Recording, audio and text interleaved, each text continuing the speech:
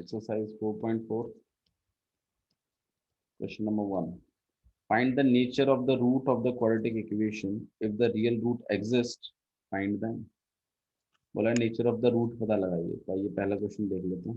जैसे यहाँ पे 2x स्क्वायर है और -3x और प्लस का 5 है। हमें नेचर ऑफ रूट पता लगाना है, तो ऑब्वियस सी बात है उसके लिए हमें डिस्क्रिमिनेंट निकालना पड़ेगा। तो इसको हम लोग जनरल इक्वेशन से कंपेयर कर देते हैं। जनरल इक्वेशन क्या कहती है? ax square plus bx plus c equal to ना 0। a की वैल्यू कितनी होगी? 2। b की वैल्यू कितनी होगी? -3। c की वैल्यू कितनी होगी? 5। डिस्क्रिमिनेंट निकाल रहे हैं। डिस्क्रिमिनेंट कितना हो जाएगा? B square minus 4ac।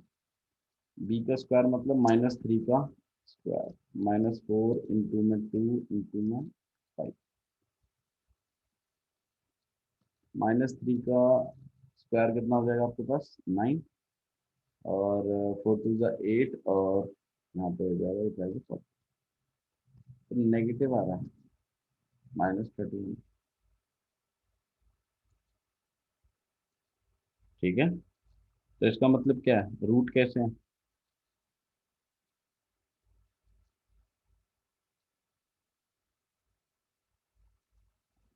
Root कैसे है?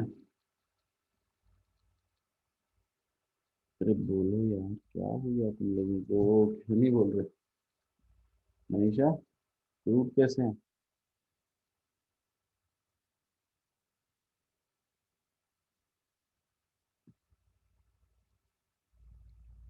आप लोग सुन पा रहे हो मुझे? आवाज आ रही है आप लोगों को? अरे सर हमारे पास तो दिखाई नहीं रहा कुछ। कुछ दिखाई नहीं दे रहा है? स्क्रीन दिखाई नहीं दे रही आपको? हर्ष, स्क्रीन दिखाई हाँ दे रही आ है? गया सर।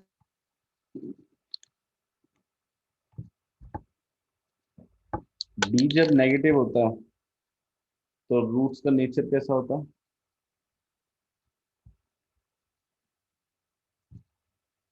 डी अगर आपके पास नेगेटिव है तो इसका मतलब रूट आपके कैसे हैं? इमेजिनरी रूट है। बट डी की वैल्यू अगर लेस देन 0 होती है तो इसका मतलब क्या है? Imaginary roots exist. Imaginary root है, ठीक है। और अगर इमेजिनरी रूट है तो आपने क्वेश्चन आगे सॉल्व नहीं करना। आपने क्वेश्चन सिर्फ एक ही कैटेगरी में सॉल्व करना है, जब आपके रियल रूट एग्जिस्ट करते हैं, चाहे वो इक्वल हो या अनइक्वल हो। मतलब डी की वैल्यू ग्रेटर देन 0 हो या इक्वल टू 0 हो, आपने सॉल्व करने हैं रूट्स। लेकिन अगर डी की वैल्यू लेस देन 0 है तो आपने सॉल्व नहीं करना। आइए नेक्स्ट क्वेश्चन देख लेते हैं इसी को। 3x square -4 under root 3x plus में 4 कंपेयर कर रहे हैं जनरल इक्वेशन के साथ। सर ax स्क्वायर,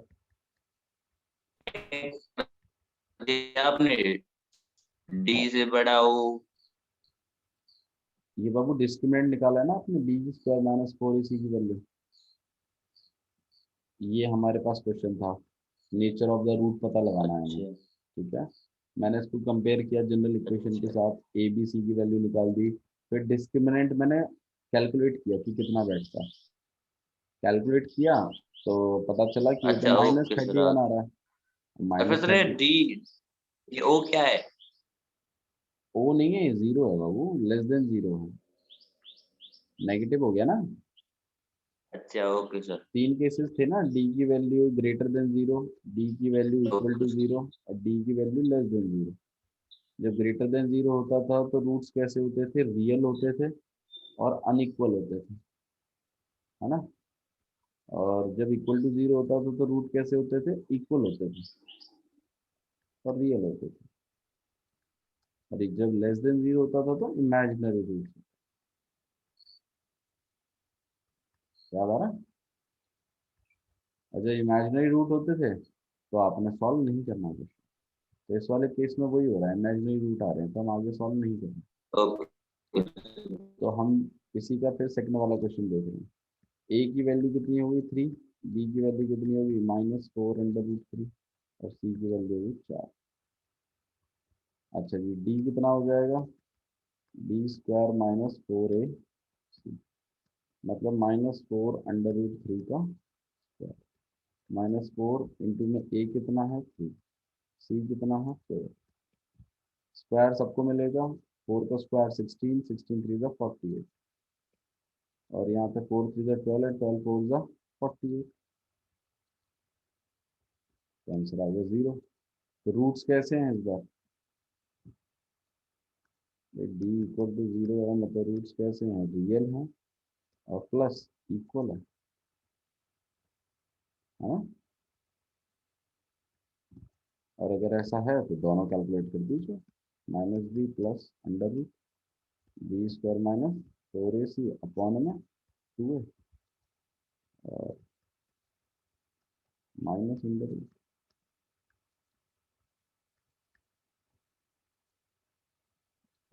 बी की वैल्यू कितनी है -4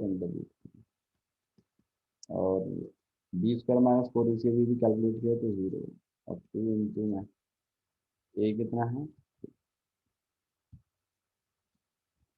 तो यहाँ हो जाएगा 4√3 अपॉन में 6, 2 से कट करें तो यहाँ, तो आपके पास आ जाएगा 2√3 अपॉन में, ऐसे ही दूसरा वाला है, हालांकि इक्वल रूट्स हैं तो आंसर सेम है, आपके दोनों रूटों की वैल्यू आ गई।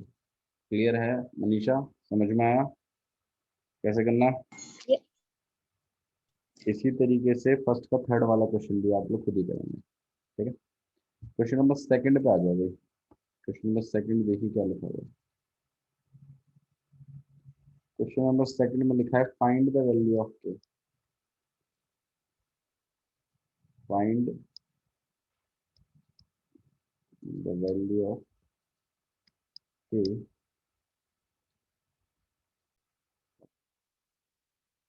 फाइंड द वैल्यू ऑफ के for which, for each of the following quadratic equation, find the value of k for each of the following quadratic equation.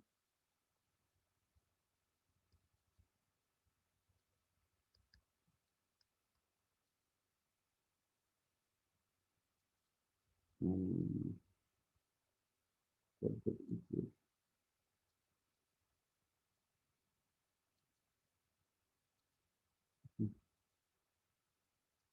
Sorry. So that they have two equal roots. मतलब देखिए क्या है? मतलब है कि हमें k की वैल्यू निकालनी है। अगर आपको ये पता है कि ये जो इक्वेशन है ये इक्वल रूट दे रही है, तो मतलब ये बात हमें पता है कि d की वैल्यू किसके इक्वल है, 0 के, ठीक है। हमें तो बस k की वैल्यू फाइंड आउट करनी है, तो देखिए कैसे करेंगे आप, यहाँ पे 2x² है प्लस kx है और प्लस 3 इक्वल टू 0। हम इसे कंपेयर करेंगे जनरल इक्वेशन के साथ, जैसे करते आ रहे हैं, ax² प्लस bx प्लस में c इक्वल टू 0, a की वैल्यू 2, b की वैल्यू k और c की वैल्यू 3 आएगी, ऐसे हमारे पास, ठीक है। अच्छा जी, ये आने के बाद फिर आप डिस्क्रिमिनेंट की वैल्यू इक्वल टू 0 लेट करेंगे। रीजन आपको पता है, ये इक्वल रूट्स हैं, ये दिया हुआ क्वेश्चन में इक्वल रूट्स है। पिछली बार देखो हमें चेक करना था, इस बार हमें गिवन है, तो डी की जगह हम लोग क्या लिखेंगे, D square minus 4ac equal to 0, D की वैल्यू कितनी है, के का स्क्वायर, 4 ए की जगह 2 और सी की जगह 3, ठीक है। आई बात समझ में यहाँ तक?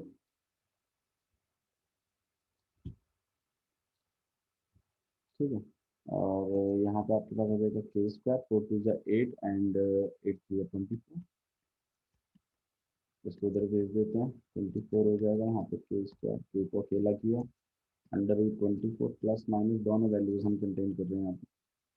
और 24 को हम लोग प्राइम फैक्टराइजेशन अगर करें तो 2 × 12, और 12 को हम लोग 2 × 6, 6 को हम लोग 2 × 3 ले सकते हैं। पेयरिंग देखो तो दो बाहर निकल जाता है, तो के की वैल्यू आपकी आएगी 2 √, प्लस माइनस, तो ये है आपकी P की वैल्यू।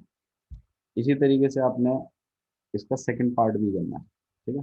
तो मतलब इसमें आपको इक्वल रूट्स दिए हुए हैं, क्या रखा है ये, कैसे हैं रूट्स इक्वल, हमें तो इसको d इक्वल टू 0 लेट करते हुए काम करना है हर्ष, ठीक है।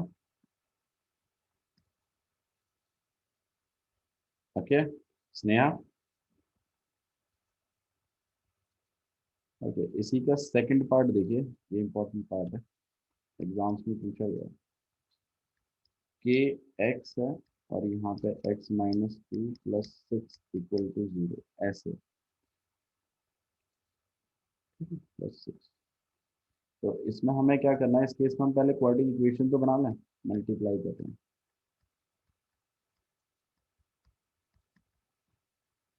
और इसको अगर हम जनरल इक्वेशन से कंपेयर करें तो a x square plus B x और प्लस सी, तो ए की जो वैल्यू है वो के है, और बी की जो वैल्यू है वो माइनस टू के है, और सी की वैल्यू आपके पास सिक्स।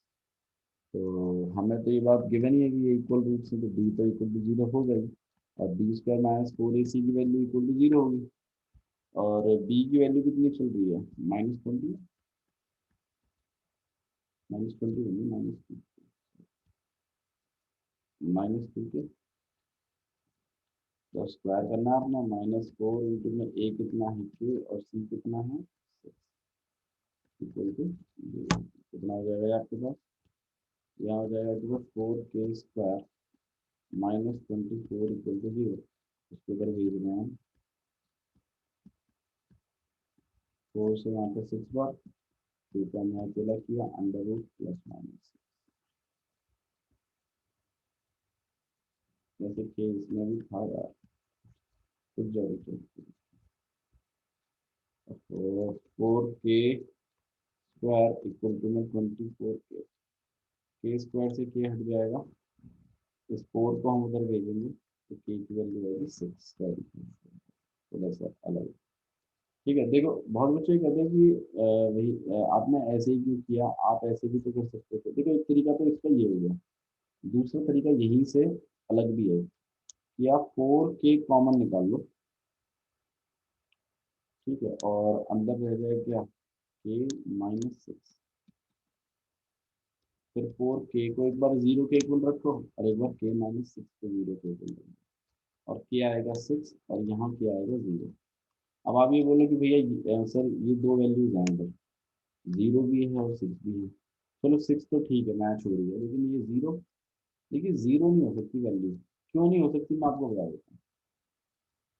के 0 इसलिए नहीं हो सकता क्योंकि मान लो अगर तुमने के 0 डाल दिया, तो मुझे एक बात बताओ, ये पूरी की पूरी चीज क्या हो जाएगी, 0 खत्म हो जाएगा, क्योंकि मल्टीप्लाई में है ना कि एनी मल्टीप्लाइड बाय 0 0, सब 0 हो जाएगा, सिर्फ क्या रह जाएगा 6, और 6 0 के इक्वल नहीं हो सकता, इक्वेशन ही गलत हो जाएगी। तो आपने के की वैल्यू 0 को इग्नोर करना है अगर आप ऐसे सॉल्व कर रहे हैं, ठीक है। तो इस चीज को थोड़ा सा समझ के काम करना।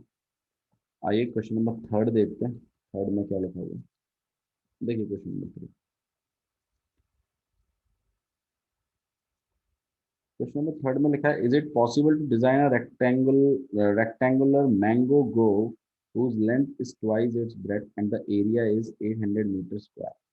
क्वेश्चन में पूछा गया क्या ये चीज पॉसिबल है। भाई देखो पॉसिबल है कि नहीं है वो डिपेंड करता है उसके इमेजिनरी रूट पर।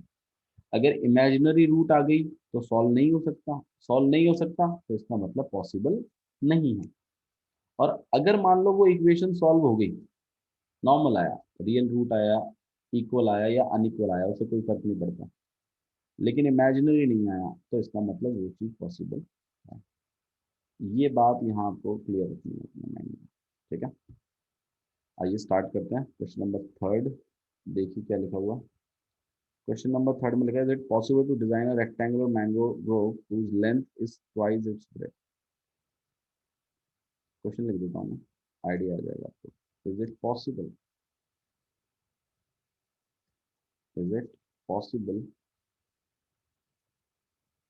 To design to design a rectangular mango grove whose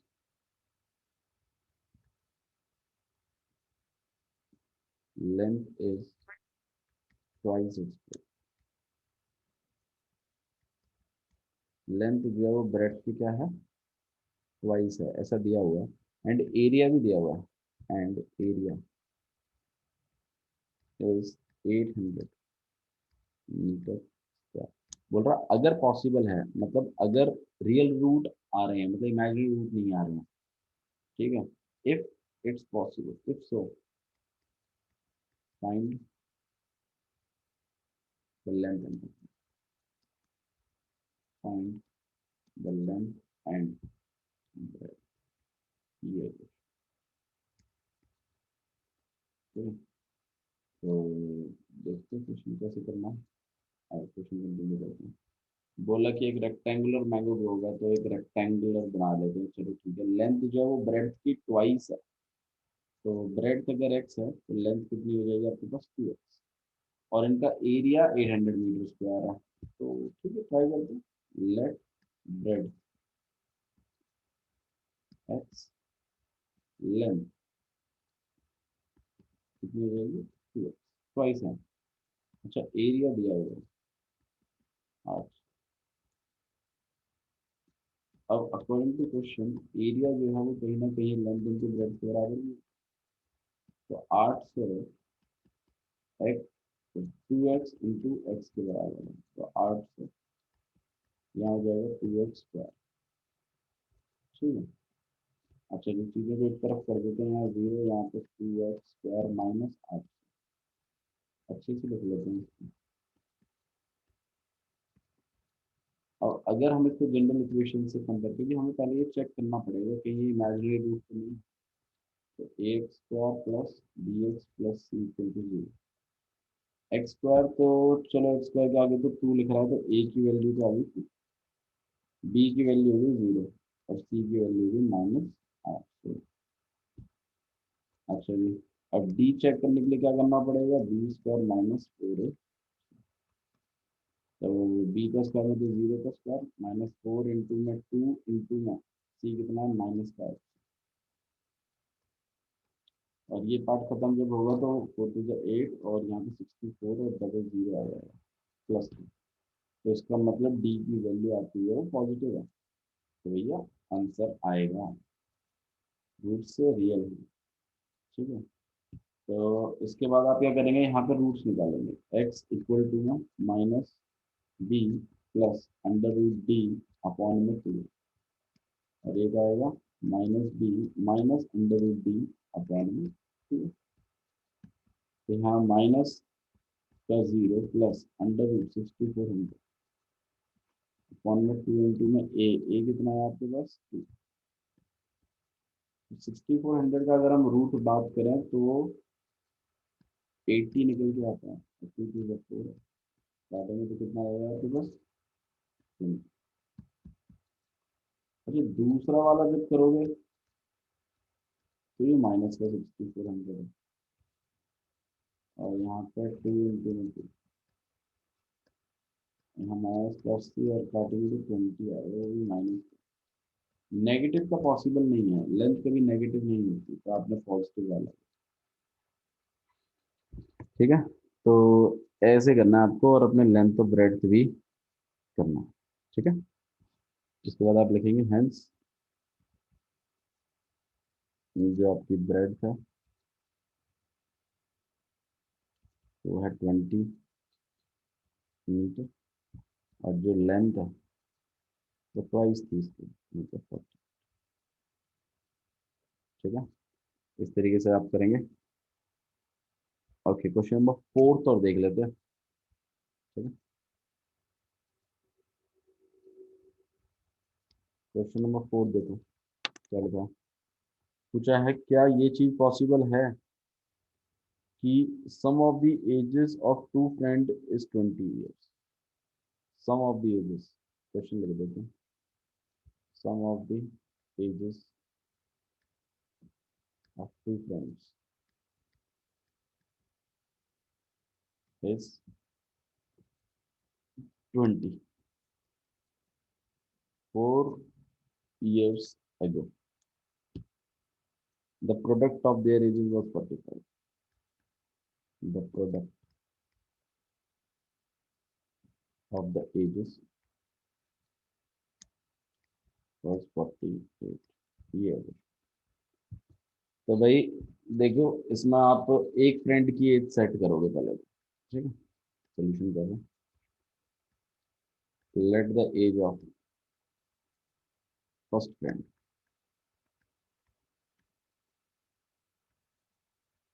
कितना, एक्स। सेकंड फ्रेंड कितना,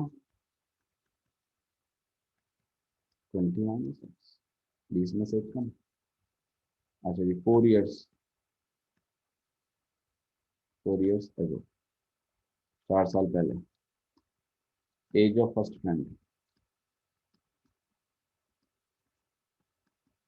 कितना हो जाएगा, एक्स माइनस 4, 4 साल पहले। और सेकंड फ्रेंड का 20 minus x minus 4, that is 16 minus x. अब क्या चीज बोला है, अकॉर्डिंग टू क्वेश्चन, ये x माइनस 4 मल्टीप्लाई में 16 माइनस एक्स किसके बराबर, 48 के बराबर। ऐसी ही इक्वेशन आपके पास इसमें से आएगी। आपने चेक करना है कि वो इक्वेशन जो आपके पास आ रही है वो इमेजिनरी तो नहीं है, और अगर वो इमेजिनरी है तो आपने लिख देना है no this is not possible. और अगर वो इमेजिनरी नहीं है तो फिर आपने x की वैल्यू निकालनी है और दोनों फ्रेंड्स की एज निकालनी। ठीक है, क्वेश्चन नंबर 4 क्लियर है। आइए क्वेश्चन नंबर 5 और देखते हैं। ठीक है?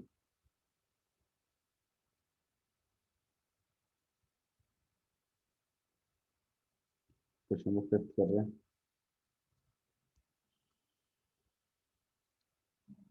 Is it possible to design a rectangular park? Rectangular park, rectangular park of perimeter 80 metre. Perimeter कितना है, 80 metre, and area 400 metre square. बोला है कि क्या ये पॉसिबल है, अगर पॉसिबल है तो लेंथ ऑफ ब्रेड्थ निकालो। देखो पेरीमीटर दिया हुआ है इतना, तो एक काम करते हैं, let the length equal to में x and let the breadth equal to में वाई। पेरीमीटर पता है 80 है। एक इक्वेशन बना लेते हैं, पेरीमीटर इक्वल टू 2 ब्रैकेट के अंदर एल प्लस मीटर। पेरीमीटर 80 है, यहाँ 2 है, एल की जगह एक्स लिखोगे, बी की जगह वाई लिखोगे, 2 से आप इसको काटेंगे तो 40 है। तो एक्स को या वाई को आप 40 माइनस एक्स लिख सकते हैं। मतलब ये बात होगी ना, एक इक्वेशन में से तो एक को दूसरे में कन्वर्ट करना सीख लिया, और जो दूसरी इक्वेशन बनेगी आपकी एरिया वाली, और एरिया इक्वल टू में होता क्या, लेंथ इंटू में ब्रेड्थ। एरिया की जगह 400, लेंथ की जगह एक्स और ब्रेड्थ की जगह वाई, और वाई को तुमने कन्वर्ट करना सीख लिया।